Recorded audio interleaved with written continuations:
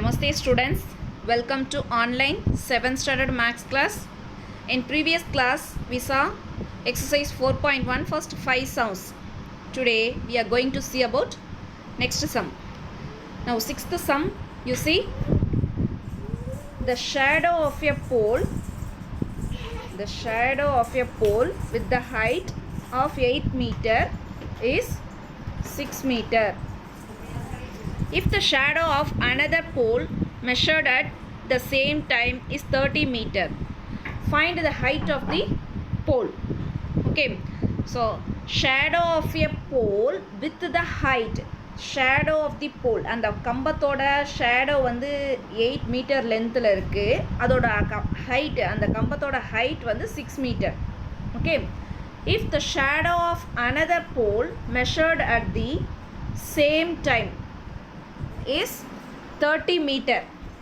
Okay, so அதே டைமில் அந்த போலோட ஷேடோ வந்து 30 மீட்டர் சொல்லியிருக்காங்க. Find the height of the pole. So நம்ம அந்த போலோட ஹைட்டை ஃபைண்ட் அவுட் பண்ணணும். Okay, so now see let the required height of the pole be x meter. அந்த height of the pole வந்து நம்ம xன்னு எடுத்துக்கிறோம். ஓகே, ஸோ இப்போ நம்ம டேப்லெட் காலம் ஃப்ரேம் பண்ணலாம். So height of the pole and length of the shadow, இதுதான் நம்ம கொடுத்துருக்கிறது. So height of the pole 8 metre ஹைட்டும் 6 மீட்டர் அதோட லென்த்தும் இருக்குது, அந்த ஷேடோவோட லென்த்து. ஸோ கொஷினில் இங்கே கொடுத்துருக்காங்க பாருங்கள், 6 மீட்டர், அதாவது 8 மீட்டர் ஹைட் உள்ள போலோட ஷேடோ வந்து 6 மீட்டர் அப்படின்னு சொல்லியிருக்காங்க. என்னது, 8 மீட்டர் ஹைட் உள்ள போலோட ஷேடோ வந்து 6 மீட்டர் லென்த்துன்னு சொல்லியிருக்காங்க. ஸோ அதை தான் இங்கே டேப்லெட் காலம் ஃபார்ம் பண்ணியிருக்கோம். ஹைட் ஆஃப் த போலில் 8 மீட்டர்னு மேக் பண்ணியிருக்கோம், லென்த் ஆஃப் தி ஷேடோவில் 6 மீட்டர்னு மென்ஷன் பண்ணியிருக்கோம். நவ் அதே லென்த் ஆஃப் தி ஷேடோ வந்து 30 மீட்டராக இருக்கும்போது அந்த ஹைட் ஆஃப் தி போல், அந்த போலோட ஹைட் என்னவாக இருக்கும், நம்ம அதை தான் எக்ஸ்ன்னு எடுத்துருக்குறோம். ஸோ இப்போ எப்போவுமே வந்து ஹைட்டு அதிகமாக ஷேடோவோட லென்த் வந்து எப்படி இருக்கும், குறைஞ்சிக்கிட்டே இருக்கும். ஸோ இப்போது ஹைட்டு அதிகமாக லென்த்து ஷேடோ வந்து குறையுது. ஸோ அதே மாதிரி தான் இப்போது ஷேடோ வந்து இங்கே பாருங்கள், இங்கே 6 மீட்டர்லேருந்து 30 மீட்டராக இன்க்ரீஸ் ஆகிருக்கு. அப்போ ஹைட் ஆஃப் த போல் எப்படி இருக்கும், இங்கே 8 மீட்டராக இருக்குன்னா அதை விட அதிகமாக தான் இருக்கும். ஏன்னா ஷேடோவோட லென்த் அதிகமாக இருக்கும்போது ஹைட் ஆஃப் த போலும் என்னவாக இருக்க முடியும், அதிகமாக தான் இருக்கணும். அப்போ ரெண்டுமே அதிகமாக இருக்குது அப்படின்னும் போது இட்ஸ் அ டைரக்ட் ப்ரொப்போர்ஷன். ஓகேவா? ஸோ டைரக்ட் ப்ரொப்போர்ஷனுக்கான ஃபார்முலா x1/y1 = x2/y2. ஸோ இப்போ அந்த வேல்யூஸ் அப்படியே டேப்லெட் காலத்திலிருந்து என்ட்ரி பண்ணியிருக்கோம். என்ட்ரி பண்ணிவிட்டு கிராஸ் மல்டிப்ளை பண்ண போகிறோம். ஸோ 6 × x2 அதுதான் இங்கே எழுதியிருக்கோம், இங்கே 8 × 30. ஓகேவா? கிராஸ் மல்டிப்ளை பண்ணுறோம். ஸோ அப்படி கிராஸ் மல்டிப்ளை பண்ணும்போது யூ வாண்ட் x2, ஸோ அதை மட்டும் இந்த சைடு வச்சுக்கிறோம். 6ஐ வந்து இந்த பக்கம் கொண்டு போகும்போது டிவைட் ஆகும், because here multiplication. Okay, so டிவைடில் 6ஐ ரைட் பண்ணுறோம். ஸோ 6ஐ ரைட் பண்ணிவிட்டு சிம்பிளிஃபை பண்ணோம். சிம்பிளிஃபை பண்ணும்போது ஃபஸ்ட்டு ஸ்டெப் என்ன பண்ணியிருக்கோம் அப்படின்னா 3 2s are 6. ஓகே, 4 2s are 8. Again 1 3s are 3, 10 3s are 30. So 10 × 4, what is that value? 40. Therefore height of the pole is 40 meter. ஓகேங்களா? ஸோ டைரக்ட் ப்ரொப்போர்ஷன் அப்படின்னா, ஸோ ஒன்று அதிகம் கம்பேர் பண்ணுற நம்ம ரெண்டு விஷயத்தில் ஒன்று வந்து அதிகமாகுது அப்படின்னா இன்னொன்று என்னவாக இருக்கும், அதிகமாக இருக்கும். அப்படி இருந்தால் தான் அந்த டைரக்ட் ப்ரொப்போர்ஷனே சொல்லுவோம். இப்போ நமக்கு கொடுத்துருக்கிறதுலே பாருங்கள், லென்த் ஆஃப் த ஷேடோ வந்து 6 மீட்டர்லேருந்து 30 மீட்டராக நமக்கு அதிகமாக இருக்குன்னா அப்போ ஹைட் ஆஃப் த போலும் எப்படி இருக்கும், 8 மீட்டர்லேருந்து அதிகமாக தான் இருக்கும். ஸோ அதை தான் இங்கே என்ன ஃபைண்ட் அவுட் பண்ணியிருக்கோம், 40 மீட்டர் நம்ம ஃபைண்ட் அவுட் பண்ணியிருக்கோம். Is it clear now? Okay, now seventh sum. See, a postman can sort out 38 letters in 6 hours. ஒரு போஸ்ட்மேன் வந்து சார்ட் அவுட் பண்ணுறாங்க 738 letters in 6 hours. ஸோ அதாவது 6 ஹவர்ஸ்க்கு வந்து 738 லெட்டர்ஸை வந்து போஸ்ட் பண்ணுறாங்க. Okay, how many letters can be sorted in 9 hours? 6 ஹவர்ஸ்க்கு 738 லெட்டர்ஸை post பண்ணுறாங்கன்னா 9 ஹவர்ஸ்க்கு எத்தனை லெட்டர்ஸை அவங்க சார்ட் பண்ணியிருப்பாங்க, அதுதான் கொஷின். ஓகேவா? So let the required number of letters be x. So அந்த ஹவு மெனி லெட்டர்ஸ்ன்னு கேட்டிருக்காங்க இல்லையா, அதை தான் நம்ம எக்ஸ்ன்னு எடுத்துக்கிறோம். ஓகேவா? ஸோ இப்போ டேப்லெட் காலம் ஃபார்ம் பண்ணிடலாமா? ஸோ இப்போது நம்பர் ஆஃப் லெட்டர் 738 இருக்கும்போது அதோட chart required time to chart இது வந்து 6 ஹார்ஸ். ஸோ அதுவே 9 ஹார்ஸ்க்கு எத்தனை லெட்டர்ஸ் வந்து அவங்க சார்ட் பண்ணியிருப்பாங்க, அதுதான் கொஷின். ஓகேவா? ஸோ இப்போது லெட்டர்ஸ் அதிகமாக அதுக்கு தேவையான டைமும் வந்து எப்படி இருக்கும், அதிகமாகும். அப்போ ரெண்டுமே அதிகமாகுதுன்னும் போது இட்ஸ் அ டைரக்ட் ப்ரொபோர்ஷன். ஓகேவா? ஸோ அப்போ டைரக்ட் ப்ரொபோர்ஷனுக்கான ஃபார்முலா ரைட் பண்ணியிருக்கோம். அப்படியே இதை என்ட்ரி பண்ணுறோம். இந்த 4 வேல்யூஸையும் என்ட்ரி பண்ணிவிட்டு என்ன பண்ணுறோம், கிராஸ் மல்டிப்ளிகேஷன் பண்ணணும். இது ரெண்டுத்தையும் கிராஸ் மல்டிப்ளை பண்ணும்போது இந்த மாதிரி ஒரு ஸ்டெப் கிடைக்குது. தென் எக்ஸை மட்டும் இந்த சைடு வச்சுக்கிறோம், 6 வந்து இங்கே கீழே கொண்டு வந்துடுறோம். தென் சிம்பிளிஃபை பண்ணுறோம். ஸோ என்ன பண்ணுறோம், 3 டேபிளால் கேன்சல் பண்ண போகிறோம். 2 3s are 6, 3 3s are 9, again 1 2s are 2, 3 2s are 6, balance 1, 6 2s are 12, balance 1, again 9 2s are 18. So 369 into 3. So அதை தான் நெக்ஸ்ட் ஸ்டெப்பில் என்ன பண்ணியிருப்போம், மல்டிப்ளை பண்ணியிருக்கோம். சி 369 into 3 மல்டிப்ளை பண்ணும்போது வி கெட் 1107 லெட்டர்ஸை வந்து 9 ஹார்ஸில் அவங்க சார்ட்டட் பண்ணுறாங்க, அதுதான் கொஷின். So how many letters can be charted in 9 hours, அதுதான் கொஷினே. ஸோ 9 ஹார்ஸில் 1107 லெட்டர்ஸை வந்து சார்ட்டட் பண்ணுறாங்க. Okay, next 8th sum.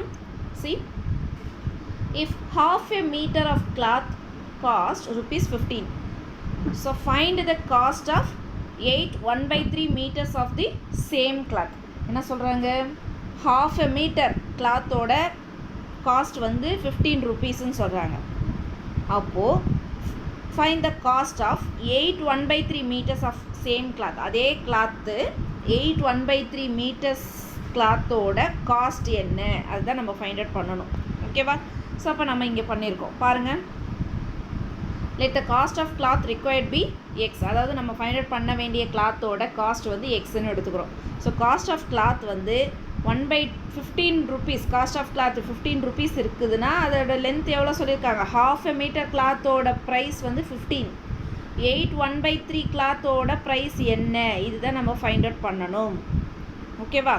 So அந்த 8 1/3 தான் என்ன பண்ணியிருக்கோன்னா மிக்ஸ்டு ஃப்ராக்ஷன் ஆகிறத மாற்றி எழுதியிருக்கோம். 8 3s are 24 + 1 25/3ன்னு எழுதியிருக்கோம். ஸோ டைரக்ட் ப்ரொபோர்ஷன் எப்படின்னா, ஹாஃப் மீட்டரோட கிளாத்தே 15 rupeesனா அப்போ 8 1/3யோட கிளாத் எப்படி இருக்கும், அதிகமாக தான் இருக்கும். ஸோ இப்போ இது அதிகமாகும்போது என்ன காஸ்ட்டும், அதாவது லென்த் ஆஃப் கிளாத் வந்து அதிகமாக மீட்டர் அதிகமாக அதோட விலையும் எப்படி இருக்கும், அதிகமாக தான் ஆகும். ஸோ அப்போ என்ன அர்த்தம், அது ரெண்டுமே அதிகமாகுது அப்படின்னும் போது சேமாக இருக்குதுன்னும் போது இப்போ என்ன சொல்ல முடியும், டைரக்ட் ப்ரொபோர்ஷன். ஓகேவா? ஸோ துணியோட லென்த் வந்து அதிகமாக மீட்ரு, நம்ம இப்போ 80 மீட்டர் கிழிச்சா எவ்வளோ வரும் ஒரு ப்ளவுஸ் பீஸு, அதே 1 மீட்டர் ப்ளவுஸ் பீஸ் கிழிச்சா எவ்வளோ வரும். ஸோ அப்போ இந்த ப்ரைஸை விட அந்த ப்ரைஸ் வந்து அதிகமாக தான் இருக்கும். ஸோ அப்போது கிளாத்தோட லென்த் அதிகமாகும் போது அதோட காஸ்ட்டும் அதிகமாகும். அப்போ ரெண்டுமே அதிகமாகுதுன்னும் போது it's a direct proportion. Okay, so direct ப்ரொபோர்ஷனுக்கான ஃபார்முலா ரைட் பண்ணிவிட்டு அப்படியே அவங்க டேப்லெட் காலத்தில் கொடுத்துருக்கிறத நம்ம சப்ஸ்டியூட் பண்ணும்போது இந்த மாதிரி கிடைக்குது. தென் we want to multiply cross multiplication. So அப்போது எக்ஸ் இன்ட்டு 1/2 கிராஸ் மல்டிப்ளை பண்ணியிருக்கோம். அடுத்து 15 into 25/3 இங்கே எழுதியிருக்கோம். Okay, so now simplify. 1 3s are 3, 5 3s are 15. So 25 into 5 into இங்கே 1/2 வரக்கூடாதுமா, இங்கே 1/2 வரக்கூடாது. நெக்ஸ்ட் ஸ்டெப் என்ன பண்ணுறோன்னா, எக்ஸை மட்டும் இங்கே வச்சுக்கிறோம். இங்கே மல்டிப்ளிகேஷனில் இருக்கிற 2 அங்கே டிவைடாக போகும். ஸோ அப்போ டிவைடாக போகுது அப்படின்னா இங்கே இருக்கிற 1/2 வந்து மல்டிப்ளிகேஷனில் இருக்குது, அந்த பக்கம் போகும்போது டிவைட் ஆகும். அப்போ அந்த பக்கம் என்ன இருக்குது நமக்கு இப்போதைக்கு 5 into 25 இருக்குது, டிவைட் பை 2/1ன்னு இருக்கும். 1/2 வந்து இந்த பக்கம் போகும்போது இப்போது இந்த 1/2 அந்த பக்கம் டிவைடாக போகுது. அப்போ என்ன ஆகும், 5 into 25 டிவைட் பை 1/2ன்னு எழுதுவோம். ஸோ ஃப்ராக்ஷனுக்கு கீழே ஃப்ராக்ஷன் வரும்போது இந்த 1/2 ரெசிப்ரோக்கல் ஆகும். என்னவா கன்வெர்ட் ஆகும்? 5 இன்ட்டு 25 இன்ட்டு 2/1 கன்வெர்ட் ஆகும். ஓகே, ஸோ இப்போ மல்டிப்ளை பண்ணுறோம். அதுதான் இந்த ஸ்டெப்பு. ஓகே, சாரிம்மா, இங்கே 1/2 வரக்கூடாது, எரேஸ் பண்ணிவிடுங்க. ஓகே, 1/2 அங்கே வரக்கூடாது, இதுதான் கரெக்ட். ஓகேவா, நோட் பண்ணிக்கோ, இந்த 1/2 வரக்கூடாது, நான் மிஸ்டேக் பண்ணிட்டேன். ஸோ இது எழுதாதீங்க நீங்கள். X equal to 25 into 5 into 2ன்னு மட்டும் ரைட் பண்ணுங்க. ஓகே, இது எல்லாத்தையும் மல்டிப்ளை பண்ணும்போது ஃபைனலி வி கெட் 250 rupees. அதாவது 8 1/3 மீட்டர் கிளாத்தோட காஸ்ட் வந்து rupees 250 rupees. ஓகே, ஸோ இதுதான் ஆன்சர். ஓகேங்களா, it's clear? Okay, next sum. Next 9th sum. The weight of 72 books is 9 kg. What is the weight of 40 such books? So 72 புக்ஸோட weight வந்து 9 kgன்னு சொல்லியிருக்காங்க. 40 புக்ஸோட wait என்ன அப்படின்னு கேட்குறாங்க.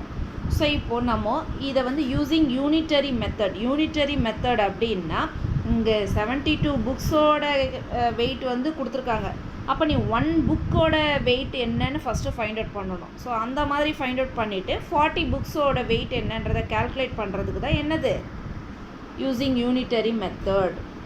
ஓகேவா, ஸோ அப்போ எப்படி போட்டிருக்கோம் பாருங்கள். கொஷினில் கொடுத்தது நமக்கு வெயிட் ஆஃப் 72 புக்ஸ் வந்து 9 kgன்னு கொடுத்துருக்காங்க. ஸோ கேஜியில் இருக்கிறத கிராமுக்கு கன்வெர்ட் பண்ணுவோம். So 1 kg equal to 1000 gram. So 1 kg வந்து எதுக்கு ஈக்குவலு? 1000 கிராமுக்கு ஈக்குவல். ஓகே, ஸோ அப்போ 9 kgயை நம்ம கிராமாக மாற்றும் போது கேஜி 1 kg 1000 கிராம்னா 9 kg என்ன? அப்போ 9 இன்ட்டு 1000 மல்டிப்ளை பண்ணும்போது 9000 கிராம்னு கிடைக்கிது நமக்கு.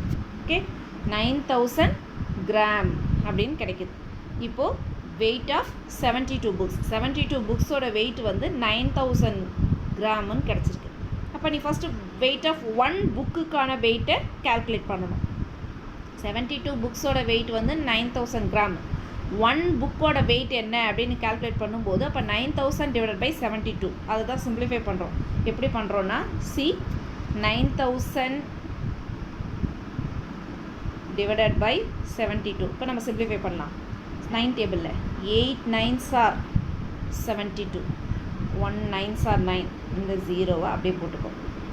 Again 4 2s are 8, 5 2s are 10, then இந்த 0, 2 2s are 4, 2 2s are 4, balance 1, அப்போ 5 2s are 10, தென் இந்த 0, 1 2s are 2, 1 25 2s are 250.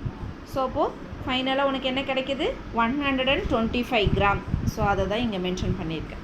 அப்போது ஒரு புக்கோட வெயிட் வந்து 125.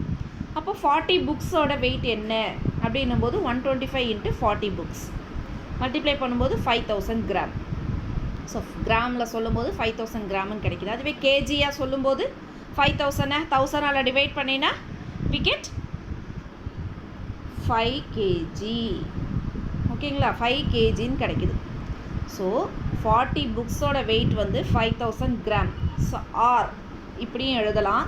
அதர்வைஸ் 5000 கிராமை வந்து கேஜியாக கிலோகிராமாக கன்வெர்ட் பண்ணும்போது டிவைட் பை 1000 போடு. 5000 டிவைட் பை 1000.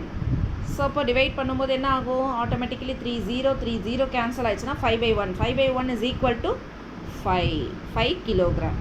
ஓகேங்களா, ஸோ அப்போது யூனிட்டரி மெத்தட் அப்படின்னு சொல்லும்போது அவங்க கொடுத்துருக்கிறது இப்போ 72 புக்ஸோட வெயிட் கொடுத்துருக்காங்க அப்படின்னா நீ ஃபஸ்ட்டு 1 புக்கோட வெயிட்டை ஃபைண்ட் அவுட் பண்ணணும். ஸோ அதை தான் இங்கே ஃபைண்ட் அவுட் பண்ணியிருப்போம். 72 புக்ஸோட வெயிட் வந்து இங்கே நம்ம கொடுத்துருக்காங்க, அதை கிராமாக கன்வெர்ட் பண்ணியிருக்கேன். 72 புக்ஸோட வெயிட் வந்து 9 kgன்னு கொடுத்துருக்காங்களே கண்டி, நம்ம என்ன பண்ணணும்? கிராமாக கன்வெர்ட் பண்ணணும், கிலோகிராமில் கொடுத்தது. ஸோ 72 புக்ஸோட வெயிட் வந்து 9000 கிராம்னு கண்டுபிடிச்சிடுறோம். அதுவே 1 புக்கோட வெயிட் என்ன அப்படின்னு கேட்கும்போது அந்த 9000 72ஆல் டிவைட் பண்ணும்போது we get 125 கிராம். இதுதான் 1 புக்கோட வெயிட். அப்போது இந்த இதை வச்சு 40 புக்ஸோட வெயிட் நம்மளால் ஃபைண்ட் அவுட் பண்ண முடியும். 125 into 40, so we get 5000 gram R 5 kilogram. ஓகேங்களா, புரியுதாம்மா?